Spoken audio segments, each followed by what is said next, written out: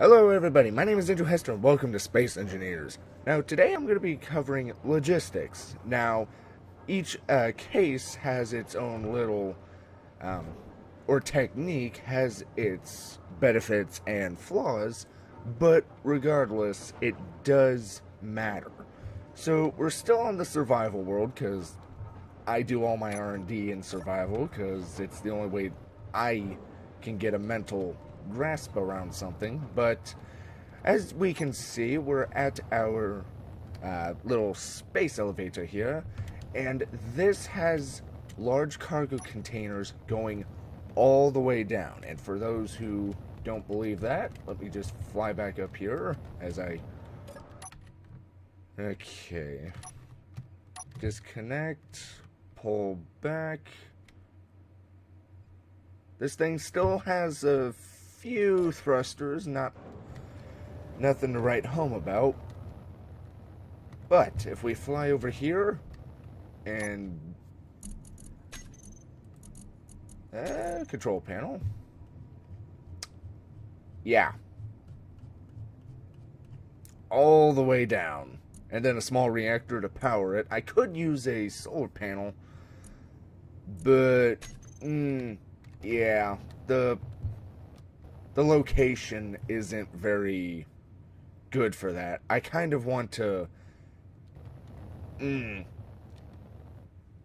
I kind of feel like scrapping this and moving it to where I know the sun would rotate, basically the pole, essentially, but that's not the point. So, I do know one of you pointed out that I could have easily done conveyor tubes, which would have not only reduced the cost of this, but also reduced the actual girth of the space elevator, or width, because this is a 5x5, whereas a conveyor tube system would have only been a 3x3, therefore eliminating a substantial amount of the little concrete armor block. And while that is true, the other aspect to also consider is, what is my mining ship doing? Because, let me get some oxygen tanks real quick before I suffocate. And hydrogen before I fall to my death. Okay. Yep, still need... How do I have .003?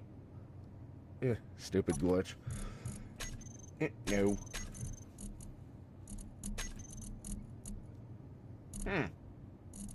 Okay.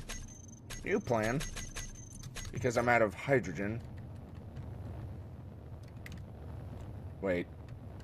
Did I put it over here? Sorry. This is the disadvantage of playing on survival as well. Ah, yes, okay. Whew. I almost fell to my death. So, basically, the thing that I worry about when I build my projects is the logistics. Like, with my cargo ships, most of my designs aren't fully dedicated cargo ships. Like, they transport the materials within their own hull. Most of my designs are pure... They transport cargo containers, much like what happens in the real world. So basically what happens in the real world is that basically you keep the ship moving. And when you keep the ship moving, it doesn't stop obviously, but it keeps transporting, or it keeps doing its mission objective. And if we fly all the way down, and you can see the mining ship from orbit, as we... this elevator's long. It's almost done. I'm not going to finish it until it's a Space Engineers multiplayer episode.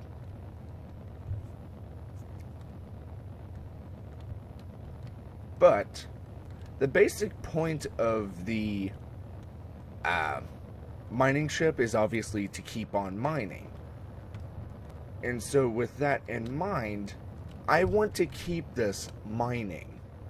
Basically, I don't want it to stop unless it's dropping off the material. And I'm going to refine the bottom part to make it actually look like an elevator, but again, that's not the point.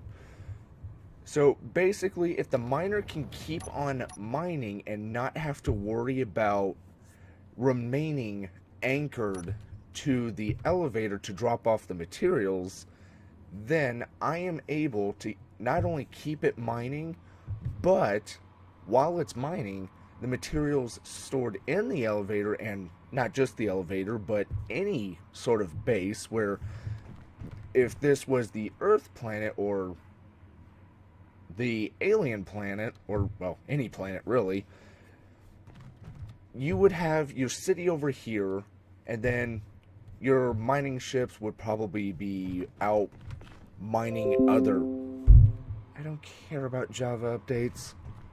I should probably just update it to shut you up. Anyway, sorry. So, you would keep on mining, while at the same time you would probably have warehouses, or if your planet is a very industrialized planet, like, say, Kuat in Star Wars, while the planet itself is still mostly pristine,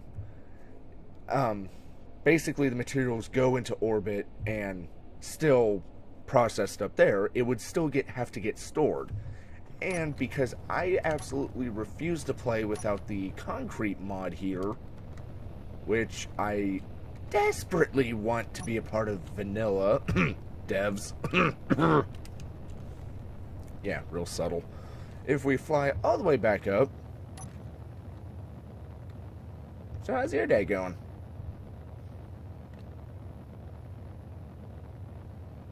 Okay, so as we fly all the way back up, you can kind of tell I've had a little practice at... Okay, I'm about to smack into that.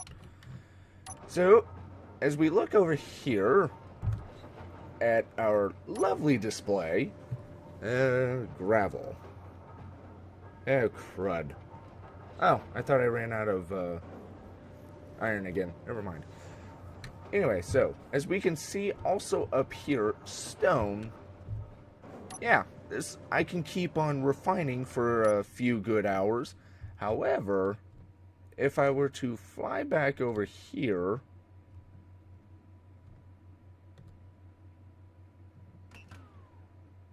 Okay, we're going to let it equalize. And then connect. That number jumps up drastically.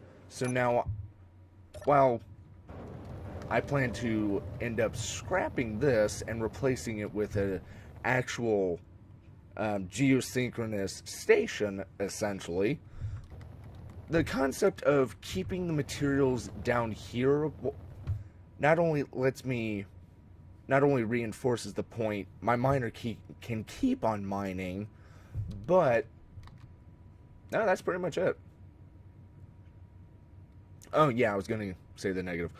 Not only does it let me keep on mining, however, I do have a backlog of materials, but this is offset by the fact that I have sorter blocks which say, okay, this one, all ingots and components, basically everything except ores that enters through here, because you never know, someone might die and end up plummeting to the planet, and someone says, someone pick him up, or get the components off of him, and it gets funneled into the system.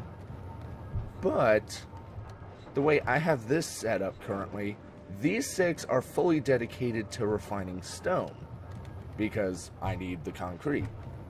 While this conveyor sorter says everything but stone to get refined.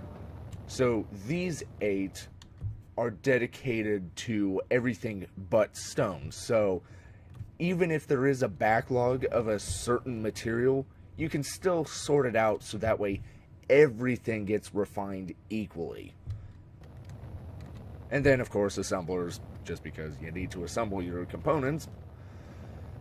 But because I'm so efficient at mining at the moment, not only do I have a substantial backlog to get through, I don't have the refining capacity, nor the assembly capacity to finish this. I love it!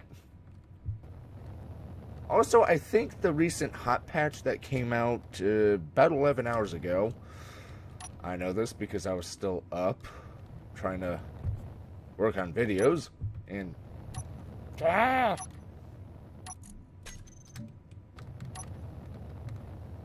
do I keep missing that? Anyway,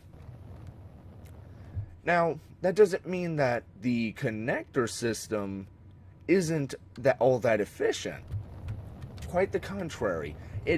For me, it depends on the certain aspects, and this is totally my opinion. But because I want to keep my mining ship mining, even though I have a substantial backlog, that doesn't necessarily mean that the connector system isn't good. And if you were just starting out, yes, I would use a connector system. Because when you think about it, with all the recent balancing that they've done, so that way, okay, now, well, take metal grids, for example. Now it takes nickel and cobalt, which came out during my little space engineer's hiatus. Not only is this very expensive, but it's also a balancing to say, okay, this is a later stage development that you're going to have to do, which I like. But that doesn't necessarily mean that a conveyor system isn't feasible. It's just, to me at least, this is just my opinion, where a conveyor system is more for covering short distances, where you know you have the refining capacity, you know you have the assembling capacity, storage, and all that.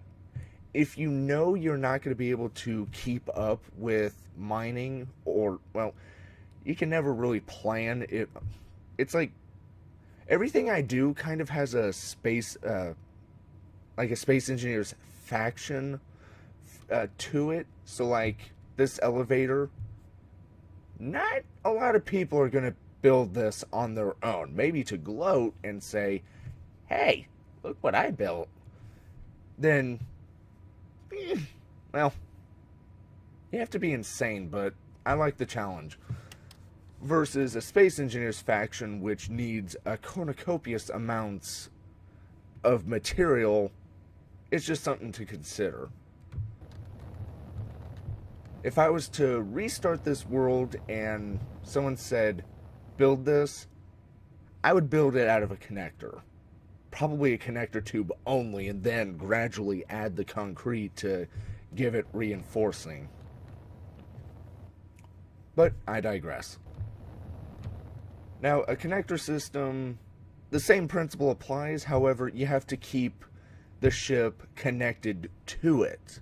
And that's basically why down below a few weeks ago, I did a little, whatchamacallit, I dropped a ore silo, as I called it.